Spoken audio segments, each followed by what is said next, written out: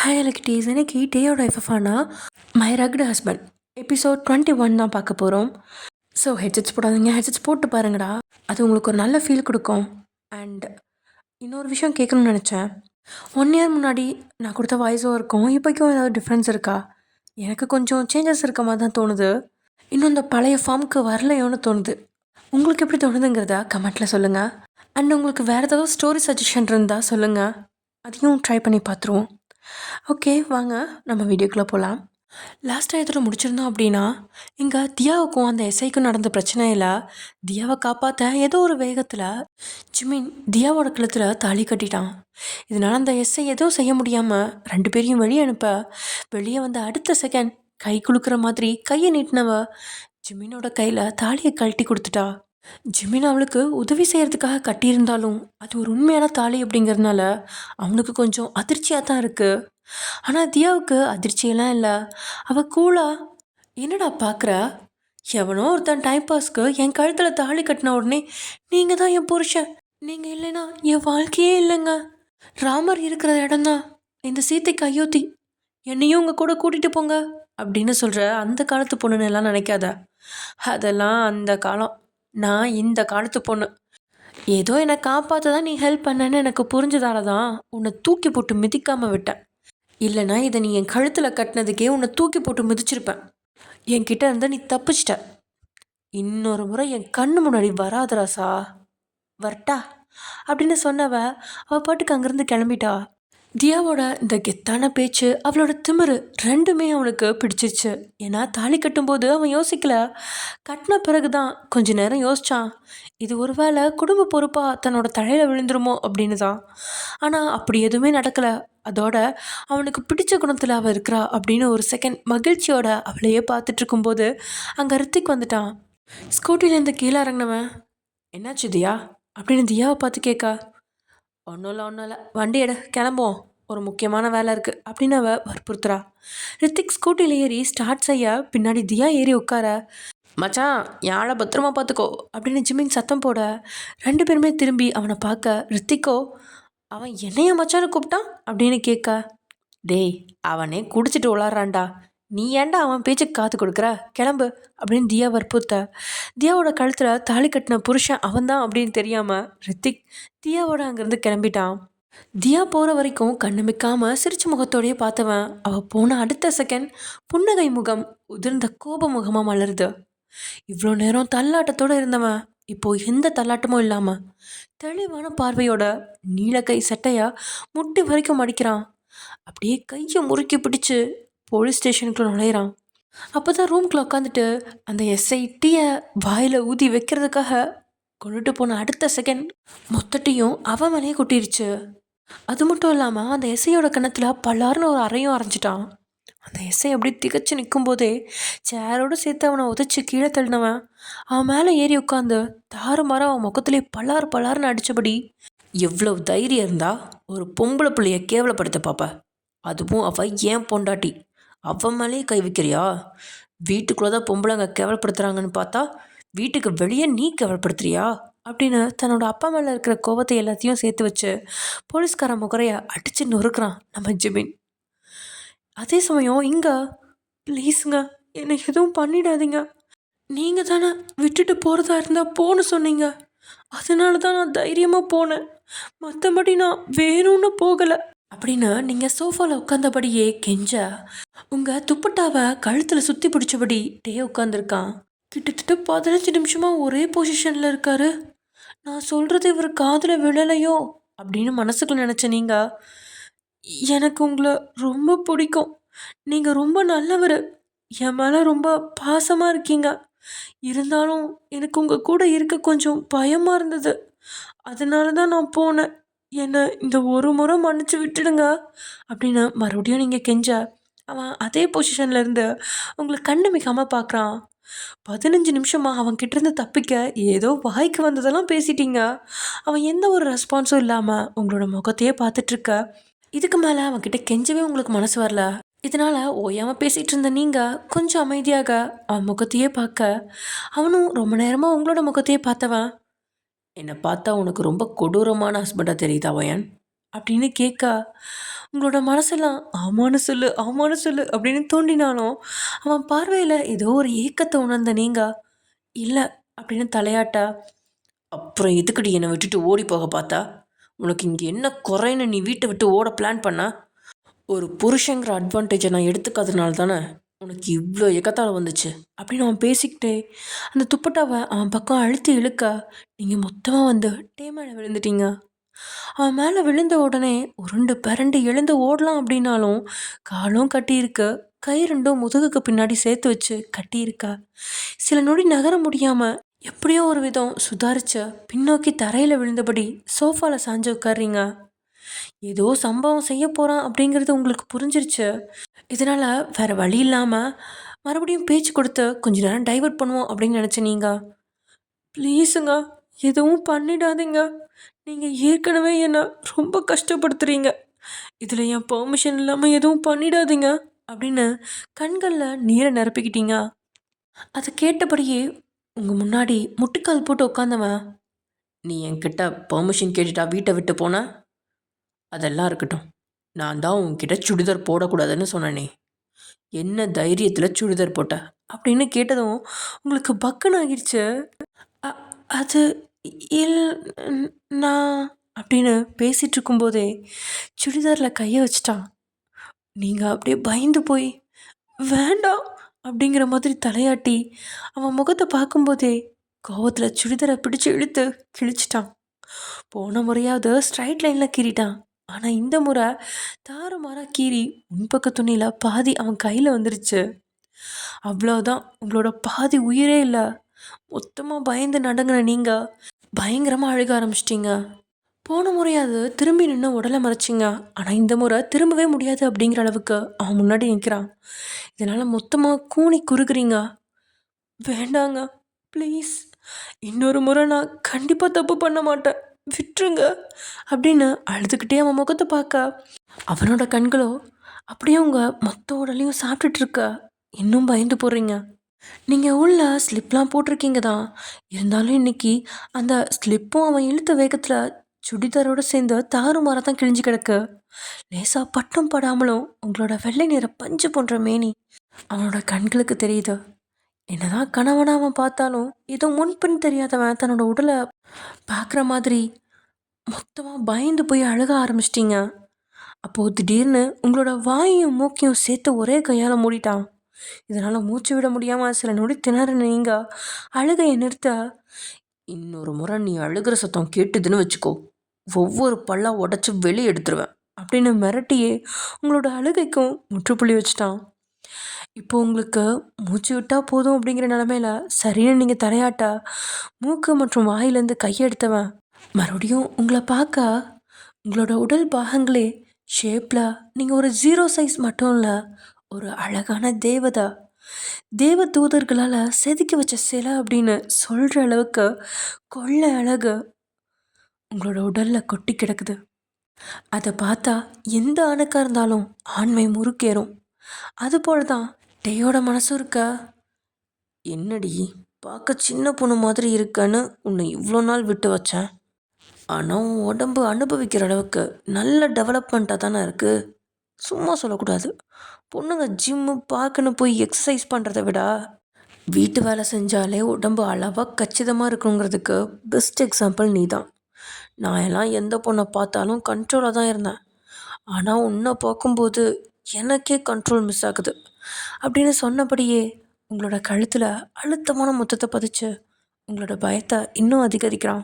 தான் உதட்டால் உங்களோட கழுத்தில் 2-3 இடங்களில் அழுத்தமான முத்தத்தை கொடுத்து தலையை கீழ் நோக்கி கொண்டு வர பயந்து போன நீங்கள் உடலை அசைச்சு அவனை உங்களை விட்டு விலக்க முயற்சிக்கிறீங்க. அவனுக்கு தான் யாராவது தன்னோட செயலில் குறுக்கிட்டா பிடிக்காதே, இதனால் ஆத்திரம்தான் அவனுக்கு தலைக்கேறுது. அப்படியே உங்கள் தோள்பட்டையில் அவன் கடிச்சு வச்சிட்றான். ஆ அப்படின்னு நீங்கள் அலர்னதுக்கப்புறமும் இன்னமும் 2-3 இடங்களில் கடிச்சு வைக்கிறான். நீங்கள் அவன்கிட்டேருந்து எவ்வளோ விலக முயற்சிக்கிறீங்களோ அவ்வளவுக்கு அழுத்தமாக அவனோட பற்கள் உங்களோட தோள்பட்டையில் பதியுது. ஒரு கட்டத்தில் விலக முயற்சிச்சாதான் பிரச்சனை அப்படிங்கிறத உணர்ந்து உயிர் இல்லாத ஜடம் மாதிரி அசையாமல் கண்களை இறுக்கி மூடி சத்தம் இல்லாமல் அழுகிறீங்க. நீங்கள் அசைவில்லாமல் இருக்கும்போது தான் தன்னோட பற்களை அவன் உங்களோட உடல்ல இருந்து விடுவிக்கிறான். உங்களை விட்டு விலகி உங்களை அப்படியே தூக்கி தன்னோட மடியில் உட்கார வச்சவன் தான் நெஞ்சு மேலே உங்களோட முதுகு ஒட்டி இருக்கிற அளவுக்கு நெருக்கி பிடிச்சு, சரி, நம்ம முதல்லேருந்து வர வேண்டாம். கடைசியாக நான் உன்கிட்ட ஒன்றே ஒன்று கேட்குறேன். உனக்கு என் கூட இருக்க விருப்பம் இருக்கா, இல்லை உனக்கு உன் ஃபேமிலி கூட போகணுமா? நீ உன் விருப்பத்தை சொல்லு. ஒருவேளை நீ சொல்கிற கருத்து சரியாப்பட்டதுன்னா நானே உன்னை அனுப்பி வச்சிடுறேன் அப்படின்னு அவளுக்கு ஒரு சந்தர்ப்பத்தை கொடுக்குறான். இதுக்கு பின்னாடியும் ஏதாவது உள்குத்து இருக்குமோ அப்படின்னு நீங்கள் ஒரு செகண்ட் யோசிக்கிறீங்க. இருந்தாலும் அவன் உங்களை மட்டும் கொடுமை பண்ணால் தாங்கிக்குவீங்க, ஆனால் உங்கள் குடும்பத்தினரையும் சேர்த்து தொந்தரவு செய்கிறானே அப்படிங்கிற பயத்தில் அவன் கூட வாழ வேணாம் அப்படின்னு தான் உங்களோட மனசு தோண்டுது. இருந்தாலும் சில நொடி அமைதி காக்க, சொல்லு வயன், என்னை விட்டு போகலான்னு இருக்கியா, இல்லை என் கூடவே இருக்கலான்னு முடிவு பண்ணிட்டியா அப்படின்னு கேட்க, அப்படியே மூச்சை இழுத்து விட்ட நீங்கள் என்னை மட்டும்தான் கஷ்டப்படுத்துறீங்கன்னு நினச்சேன், ஆனால் நீங்கள் என் குடும்பத்தையும் சேர்த்து கஷ்டப்படுத்துறீங்க. எனக்கு இப்படிப்பட்ட வாழ்க்கை தேவையில்லை. நான் வாழ வெட்டியா என் தங்கச்சி கூடவே இருந்துக்கிறேன். உங்களுக்கு என் மேலே காதலே இல்லை. நான் அதை எதிர்பார்க்கறது ரொம்ப தப்பு அப்படின்னு பேசிகிட்டு இருக்கும்போதே 2 கைகளும் 2 மார்புகளையும் பற்றிடுச்சு. அதுக்கு மேலே கேள்வியும் இல்லை, பதிலும் இல்லை. ஒன்லி அவனோட ஆக்ஷன் மட்டும்தான் இருக்குது. அவனோட கைகளோட பலம் உங்களோட உடல் மேலே பாயுது. யாரும் தொடாத மென்மையான பாகம். அந்த பாகத்தை கடவுள் ஆண்களோட ஆசைக்காக படைக்கல, அவளோட பெண்மையை உலகத்துக்கு காட்டுற குழந்தைக்காக. அந்த குழந்தையோட பசியை போக்குற பகுதி. ஆனால் அது இன்னைக்கு அவனோட கைகளுக்குள்ளே அகப்பட்டு சிக்கி சின்ன பின்னமாகுது. ஏதோ ஜூஸ் போடுற மாதிரி, எலுமிச்சக்காயை நசுக்கிற மாதிரி தான் அழுத்தி காயப்படுத்தி படாத பாடுபடுத்திட்டான். நீங்கள் அழக்கூடாது அப்படின்னு சொன்னதுக்கப்புறமும் உங்களால் துளியும் வலியை பொறுத்துக்க முடியாமல், ஆ வலிக்குது வலிக்குது, ப்ளீஸ் ப்ளீஸ் விட்டுருங்க, வலிக்குது அம்மா, வலிக்குது, வேண்டாம் அப்படின்னு அலறி துடிக்கிறீங்க. அவன் கல் மனசுக்காரன் அப்படிங்கிற மாதிரி தான் 2 கையாலுமே நல்ல அழுத்தம் கொடுக்குறான். அதோட அடையாளமாக சிகப்பு நிறத்தில் உங்களோட செஸ்டையும் தாண்டி உடலில் பரவுற அளவுக்கு ஆகிட, அவன்கிட்டருந்து விலகவும் முடியாமல் கைகளால் விளக்கவும் முடியாமல் துடிச்ச நீங்கள், ப்ளீஸ் நான் உங்களை விட்டு போக மாட்டேன், விட்டுருங்க, என்னால் முடியல, பேசாமல் என்னை கொன்று போட்டுருங்க, இப்படி பண்ணாதீங்க, எனக்கு வலிக்குது, நான் தெரியாமல் சொல்லிட்டேன், செத்தாலும் நான் உங்களை விட்டு போக மாட்டேன், உங்கள் கூடவே இருந்துக்கிறேன் அப்படின்னு சொன்ன அடுத்த செகண்ட் கைகளை எடுத்துட்டான். அப்படியே அவனோட மடியிலேருந்து தரையில் புரண்டு விழுந்த நீங்கள் கண்ணீரோட கிடக்க, நீங்களும் எத்தனை வழியை தான் தாங்குவீங்க? ஒரு பக்கம் மனசு எல்லாம் வலி அப்படின்னா, இன்னொரு பக்கம் உடலோடு சேர்த்து வலியை கொடுக்குறான். டே என்ன மனசில் நினைக்கிறானோ அதை செய்கிற பொம்மையாக உங்களை மாற்ற வன்கொடுமை செய்கிறத அவளாலே புரிஞ்சுக்க முடியுது. இனி எந்த காலத்துலேயும் அவனை விட்டு போகணும் அப்படின்னு நீங்கள் நினைக்கவே மாட்டீங்க. அப்படிப்பட்ட எண்ணமும் உங்களுக்கு வராது அப்படிங்கிற மாதிரி தான் இன்றைக்கி அவன் செஞ்ச செயல் இருக்க. அழக்கூடாது அப்படின்னு சொன்னதுக்கப்புறமும் அழுகையை மட்டும் கட்டுப்படுத்த முடியாமல் அழுதுகிட்டே தரையில் கிடந்தவங்கள தூக்கி இந்த முறை நெஞ்சோட சாய்ச்சு தன்னோட இதயத்தோடு சேர்த்து அரவணைக்கிறான். உங்கள் முதுகில் கையை வச்சு ஆறுதலாக தட்டினவன், இட்ஸ் ஓகே, இட்ஸ் ஓகே, அழாதா, ஒன்றும் இல்லடி, இது சாதாரண வலி தான், கொஞ்ச நேரத்தில் போயிடும். பொண்ணுங்க எல்லாம் பிரசவ வலியே தாங்கிக்க பிறந்தவங்க, உன்னால் இந்த வலியை தாங்கிக்க முடியலையா? ஒன்றும் இல்லை, அழாத, நான் உன் கூட தானே இருக்கேன், அழாத, இன்னைக்கு உன்னை எதுவும் பண்ண மாட்டேன், அழாத அப்படின்னு காயப்படுத்திட்டு அவளே அவளை சமாதானமும் செய்கிறான். அவனோட செயலை சுத்தமாக புரிஞ்சிக்கவே முடியல உங்களால். உண்மையில் இவன் ஒரு அரக்கனா இல்லை அன்பானவனா? நிச்சயம் அவன் அரக்கன் தான், இல்லைன்னா உங்களை இத்தனை காயப்படுத்தியிருக்க மாட்டான் அப்படின்னு உங்களோட மனசாட்சி அவனை எல்லா பக்கமும் கேவலப்படுத்த உங்களுக்கு வலிங்கிறது குறையவே கிட்டத்தட்ட 1 மணி நேரம் எடுத்துக்குது. அவ்வளோ நேரமும் உங்களை மடியிலே வச்சு முதுகை தட்டி கொடுத்தே சமாதானப்படுத்துகிறான். அழுது அழுது அவனோட துணிகளை தான் ஈரமாக்கி அவனோட இதய துடிப்பை கேட்டபடியே கண்களை மூடி லேசாக தூங்க ஆரம்பிக்கா. ஏய் எலும்பு, தூங்கிடாத அப்படின்னு உங்களோட தூக்கத்துக்கு வேலி போட்டு அழுதழுது வீங்கியிருந்த கன்னத்தையும் சிவந்திருந்த கண்களையும் பார்த்தவன், உனக்கு பீரியட்ஸ் தானே அப்படின்னு கேட்க, உங்களுக்கு பக்குன்னு இருக்க கண்களை அகல விரிச்சு பார்த்த நீங்கள், எப்படி இவருக்கு தெரிஞ்சுது அப்படிங்கிற மாதிரி யோசிக்க, பாத்ரூமில் உனக்கு ஹாட் வாட்டர் எடுத்து வச்சுருக்கேன், பாடி வாஷ் பண்ணிவிட்டு வந்து படு. அப்புறம் இன்னொரு முறை சுடிதார் போடாத. எல்லாத்தையும் விட என்னை விட்டு போகணும்னு கனவுல கூட நினைக்காத. நான் வயசாகி சாகுற வரைக்கும் நீ என் கூட தான் இருக்கணும். அதுக்கு முன்னாடி என்னை விட்டு போகணும்னா என்னை கொலை பண்ணிட்டு போய்க்கோ, சரியா? அப்படின்னு சொல்லி லேசாக தலையை குனிஞ்சு உங்களோட நெத்தியில் மெல்ல முட்டுனவன் உங்களை தூக்கி சோஃபாவில் உட்கார வச்சு கை காலில் இருந்த கட்டுக்களெல்லாம் அவிழ்த்து விட்டு எழுந்து பாத்ரூம்குள்ளே போகிறான். வயன், உண்மையாகவே உன் புருஷன் சரியான பைத்தியக்காரன். எவ்வளோ கஷ்டப்படுத்துகிறான், அதே நேரத்தில் ஆறுதலாக இருக்கிற மாதிரியும் காட்டிக்கிறான். தியா சொன்ன மாதிரி உண்மையாகவே அவனுக்கு உன் மேலே பாசங்கிறது இல்லையோ? உன் வாழ்க்கை மட்டும் ஏன் இவ்வளோ மோசமாக இருக்கு? ஊரில் எல்லா தப்பும் பண்ணிக்கிட்டு ஜாலியாக சுற்றிக்கிட்டு திரியிற பொண்ணுக்கு நல்ல வாழ்க்கை கிடைக்குது. எந்த தப்பும் பண்ணாமல் வீட்டுக்குள்ளே அடைஞ்சு கிடக்கிற உனக்கு மட்டும் எப்படி இப்படி ஒரு அரக்கன் வந்து புருஷனாக இருக்கான் அப்படின்னு உள்ளுக்குள்ளே பல எண்ணங்கள் ஓடிக்கிட்டு இருக்கா. பாத்ரூம்லேருந்து வெளியே வந்தவன், போய் ஃப்ரெஷ் ஆகிட்டு சாப்பாடு சாப்பிட்டுட்டு அதுக்கப்புறம் படுத்துங்க, எனக்கு கொஞ்சம் ஒர்க் இருக்குது அப்படின்னு சொல்லிட்டு ரூமை விட்டு வெளியில் போக, இங்கேயே இருந்து அழுதுகிட்டு இருந்தா 2வது ரவுண்டு மறுபடியும் தொடங்கிடுவான் அப்படிங்கிற பயத்தில் எழுந்து பாத்ரூம்குள்ளே போகிறீங்க. அதே சமயம் இங்கே தியா அப்படியே சோகமாக இருக்கா. என்னாச்சு தியா அப்படின்னு ரித்திக் கேட்கா. தியா எதுவுமே பேசல. கடைசியாக அவளை பார்த்து சிரிச்சிட்டே போன உங்களோட முகம் கண்ணு முன்னாடி வந்து போக, என்ன செஞ்சானோ ஏது செஞ்சானோ அப்படிங்கிற பயமும் உள்ளுக்குள்ளே தொத்திக்க, எனக்கே தெரியல, இன்னைக்கு வரைக்கும் நான் போட்ட பிளான் எதுவுமே மிஸ் ஆனதில்லை. ஆனால் இந்த முறை தான் இவ்வளோ சொதப்பி போச்சு. என் அக்காவுக்கு என்ன ஆச்சுன்னு எனக்கு தெரியல. சஜித்தை நினச்சாலும் எனக்கு பயமாக இருக்குது. நான் டேவை ரொம்ப குறைவாக மதிப்பிட்டேங்கிறது எனக்கு இப்போ தான் புரியுது. நான் இப்போ என்ன பண்ணுறது ரித்திக் அப்படின்னு கேட்டபடியே தியா தலை குனிஞ்சு உட்காந்துருக்கா. இந்த பக்கம் லேப்டாப்பில் வேலையெல்லாம் முடிச்சுட்டு லக்ஷ்மிக்கு ஃபோன் பண்ணவன் 5 நிமிஷம் லக்ஷ்மிகிட்ட பேசினதில் அவள் இன்னும் அழுதுகிட்டு தான் இருக்கா அப்படிங்கிறத புரிஞ்சுக்கிட்டான். அம்மா அழாதீங்க, நான் தான் உங்களை மன்னிச்சிட்டேனே, அதோட நான் ஒயனையும் எதுவும் பண்ணலை, நீங்கள் படுத்து தூங்குங்க அப்படின்னு முடிஞ்ச அளவுக்கு சமாதானப்படுத்திட்டு காலை கட் பண்ணுறான்.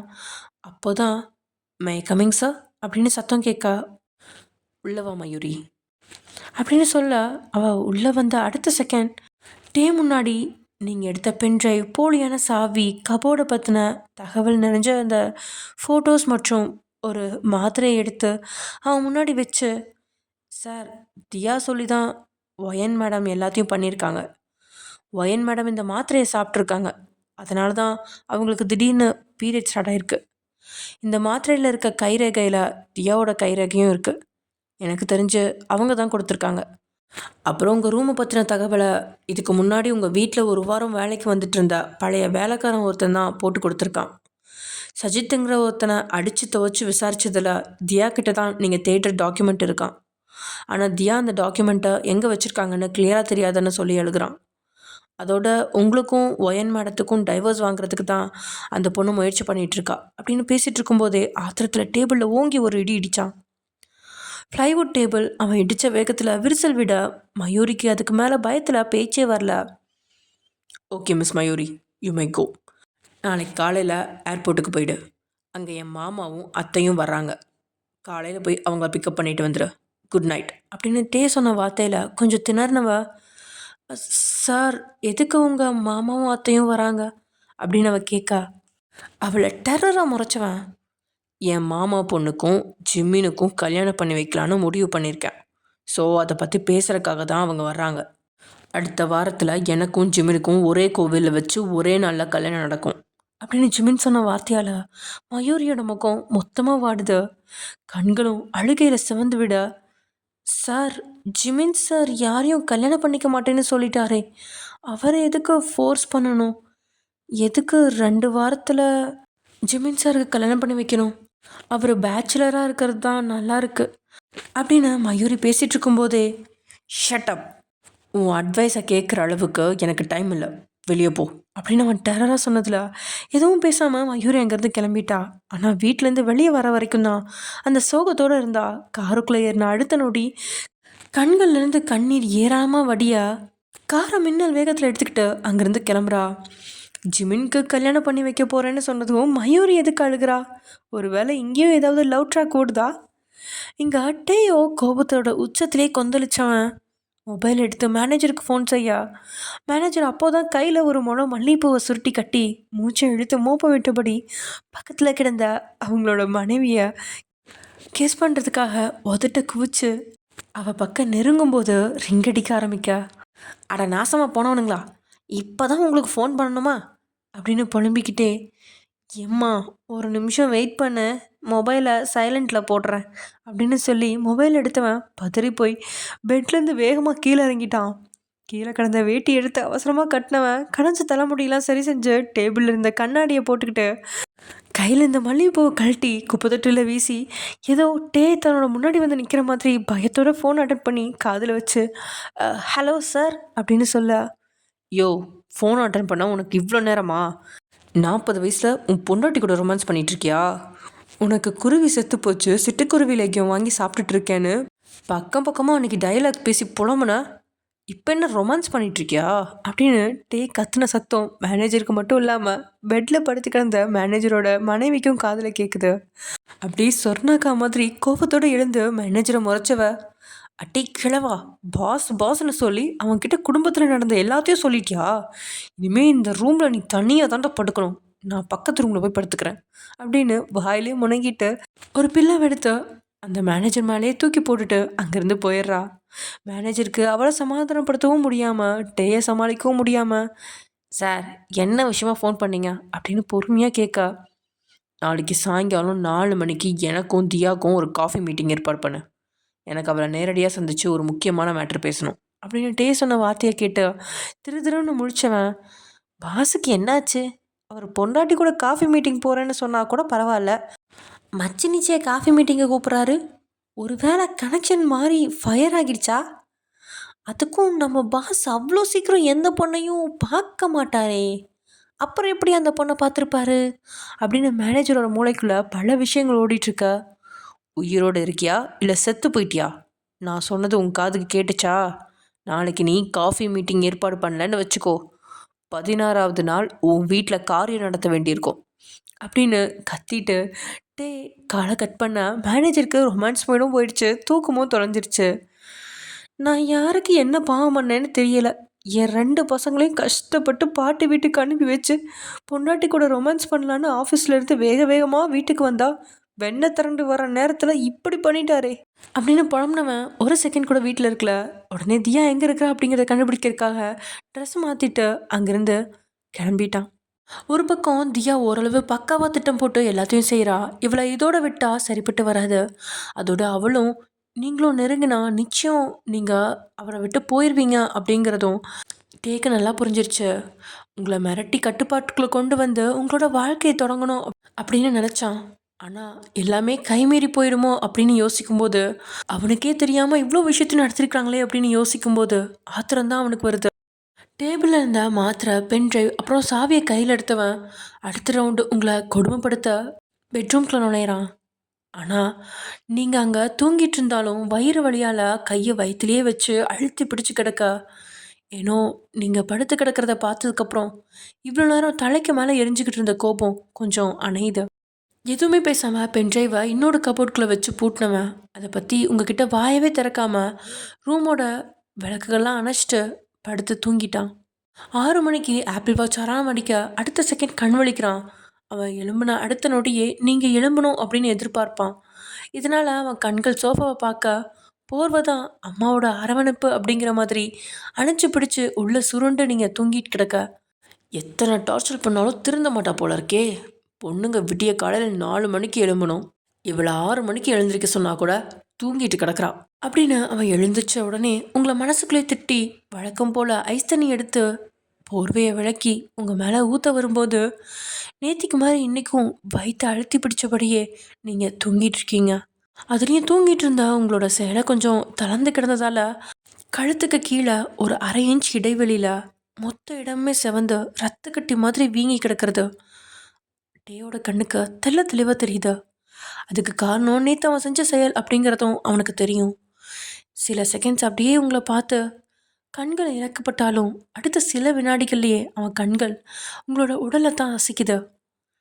என்ன பொண்ணுடா அது, இவ்வளோ செக்ஸியாக இருக்கா அப்படின்னு அவனை அறியாமலேயே வாயிலேருந்து வந்த வார்த்தையால் கொஞ்சம் சுதாரிச்சவன் மொத்த தண்ணியும் எடுத்து அவள் தலையில் ஊற்றி வழக்கம் போல் எழுப்பி விட்டுட்டான். நீங்களும் அடிச்சு பிடிச்சு எலும்ப எவ்வளோ நேரம் தூங்குவ? போடி, சீக்கிரமாக குளிச்சு முடிச்சுட்டு போய் இன்னைக்காவது புருஷனுக்கு காஃபி போட்டு கொண்டு வா. லக்ஷ்மி அம்மா கிட்டேருந்து வாங்கிட்டு வர வேலை வச்சுக்காத அப்படின்னு காலையிலே எச்சரித்தவன் ட்ரெஸ்ஸை மாற்றிட்டு ஜாக்கிங் கிளம்பிட்டான். ஏற்கனவே உடல் வலி, இதில் பீரியட்ஸால் வயிறு வலியும் இருக்குன்னு தெரிஞ்சும் துளி கூட அக்கறை இல்லாமல் வீட்டு வேலை செய்ய சொல்கிறான் அப்படின்னு தலை கவிழ்றீங்க. கல்யாணத்துக்கு முன்னாடி உங்கள் சித்தி சித்தப்பா வீட்டில் எல்லா வேலையும் செய்வீங்க தான். உங்களுக்கு மாதம் மாதம் ரெகுலராக வராது. 1.5 மாதம் 2 மாதத்துக்கு ஒரு முறை தான் பீரியட்ஸ் வரதுனால வயிற்று வலி அளவுக்கு அதிகமாக இருக்கும். இதனால் அந்த 3 நாள் மட்டும் சித்தப்பா வீட்டு பக்கம் போகாமல் அப்படியே படுக்கையிலே படுத்து கிடப்பீங்க. பாட்டி தான் வேலைக்கு போகாமல் வேலைக்கு சாப்பாடு கூட நீங்கள் இருக்கிற இடத்துக்கு கொண்டு வந்து ஊட்டி விடுவாங்க. ஒரு தாய் எப்படி பார்த்துக்குவாங்களோ அதை விட அதிகமாக பாட்டி உங்களை பார்த்துக்குவாங்க.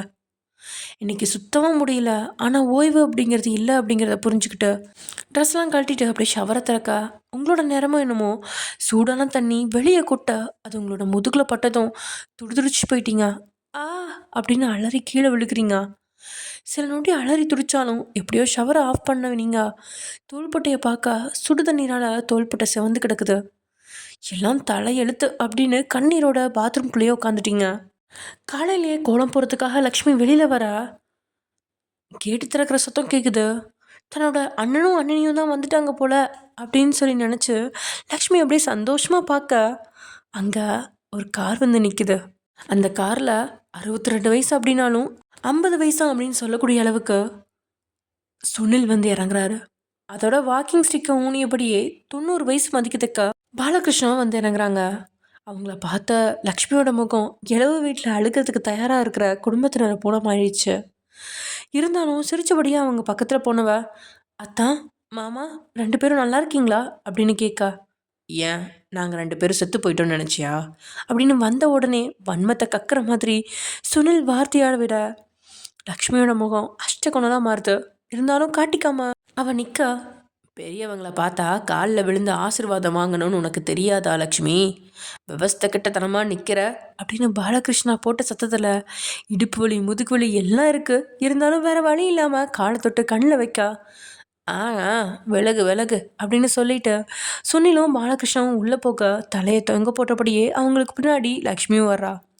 அடுத்த 2 நிமிஷத்தில் சுனிலுக்கு க்ரீன் டீ, பாலகிருஷ்ணாவுக்கு ஹெல்த் ட்ரிங்க்னு 2யும் கொண்டு வந்து பனிவாவை கொடுக்க அதை வாங்கி குடிச்சுக்கிட்டே, பணம் இல்லாத ஏதோ பட்டுக்கட்டு எருமையை கட்டினதா கேள்விப்பட்டேன்.